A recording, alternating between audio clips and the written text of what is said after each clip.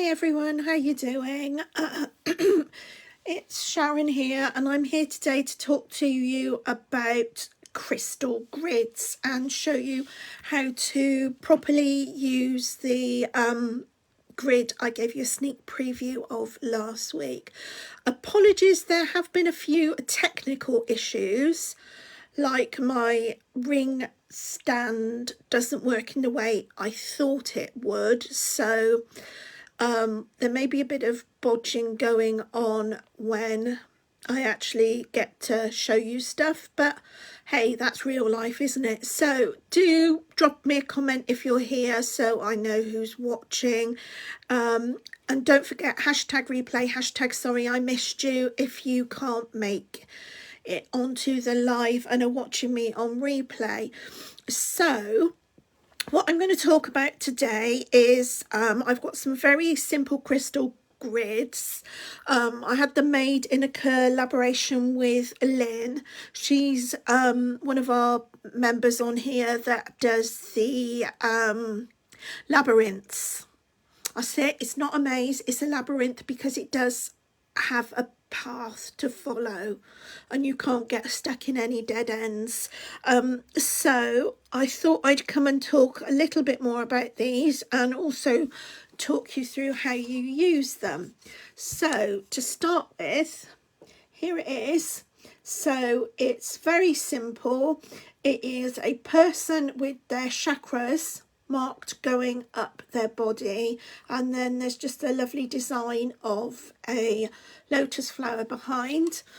As you can see, they're quite substantial thickness, and on the back they've got a little bit of cork so they don't scratch your surface that you're putting them on, although actually I have to say they are really smooth.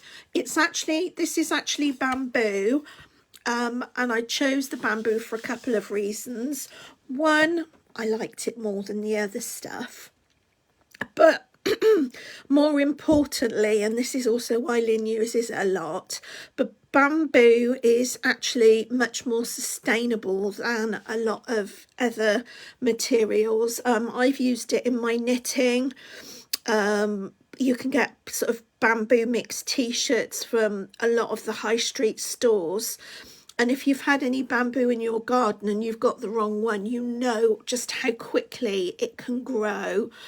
It doesn't need an awful lot of water, doesn't need any looking afterwards. And it doesn't really rob too many minerals from the soil. So it's a really good choice.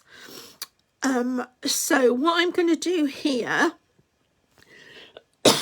excuse me, is I'm going to show you how to do the layout and then talk you through maybe an intention or something that you would say. This is just how I would do it, but it's to just give you an idea of the process you go through, what you'd say, and things like that will depend on you as an individual. Hi Emma, thanks for joining me. So let's get started. So as I said, bit of a technical issue because things didn't work how I thought they would, but hopefully, oh, that's not the best colour tablecloth I've put it on, is it? Can you see? So this is the grid here, and here are the stones. So literally I've got them out in order. So this is a tourmaline, so that's very good for grounding and protection. Your carnelian, that's one of my favourite stones. Hi Helen, thanks for joining me. And I think one of the reasons it's one of my favourites is I'm a Leo, so that's actually quite a fire stone, but it's really good sort of for your reproductive organs, digestion, all things like that. Then we've got a little yellow agate. Now this wouldn't necessarily be my choice of stone, but that's the only one I've got at the moment. That's the right size to fit on there. So this is for your solar plexus chakra, so that's about your being, and I always think of that as sort of really the centre of my being. Although if you notice, the next one up is the heart chakra, and that's where I'm going to pop the aventurine. This you can, if you like, also use something like rose quartz here, because this chakra is all about self-love and about balance and everything else. And if you notice, I've got 3 chakras underneath here and another 3 above here. So this one really is the center. I'm going to talk more on Thursday about some crystals do's and don'ts and about crystal combinations. But one of the things that you need to bear in mind, and everybody is different, I do a lot of my crystals by intuition, is say if you were mixing a crystal for the base and a crystal for your crown chakra, just be aware that they might actually cancel one another out. Then next up I've got, got fluff on that one, some Sodalite. And the reason I know that is Sodalite rather than lapis is it's got the grey veining in, which you don't tend to get with lapis, and lapis has usually got the tiny little flecks of gold in there. Then we have amethyst for the third eye, so this is the one in the middle of your forehead, and then just above that one we have the quartz.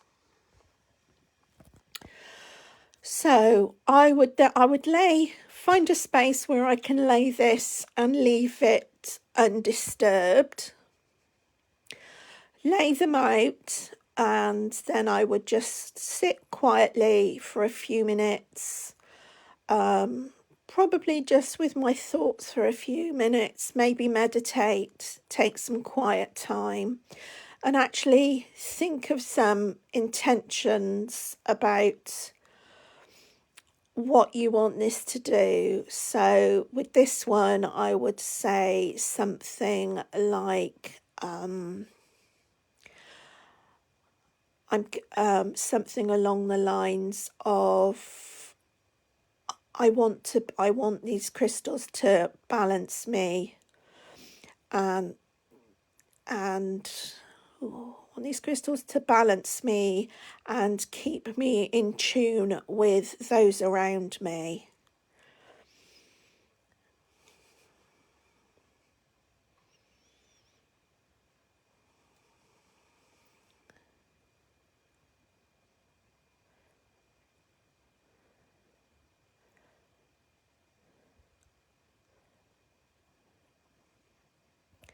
And then after a few moments of quietness, just leave that where it is for a few days, and then you can come back to it, take it down, charge your crystals and pop it away. As I say, with your intention, you can say that out loud, you can say it internally to yourself, you can make up what you want it to be. So for this one, for me, is just to give me a general sort of balancing of my chakras, and also just to make sure I'm a little bit more in tune with the people around me, a little bit more open to what they are going through. And I'll probably leave this for about a week, might be slightly less, because I know I don't think it's till towards the end of next week, the full moon. And as I said, then when I put it away, I will charge the crystals, cleanse and charge the crystals first. Now, when you buy this as a set, you will get bigger crystals. You'll get what I call tumble stones. But I just wanted to use these little ones so you can see how you actually space them. And again, just remind you of those colours from the bottom up. So we've got if you can remember your rainbow nearly, so we've got, that's red or black, orange, yellow, green, blue, indigo and violet. So there's a few other things you can put up here. I do like quartz because being the master crystal, as it were, it actually amplifies the effects of all the others. So I hope you found that helpful. Any questions, please do drop them in the comments below, and I will be back on Thursday to talk some crystal do's and don'ts. So if you do have any questions, let me know, and even if you can't make the live, I will answer them on the live for you. Take care. Bye for now.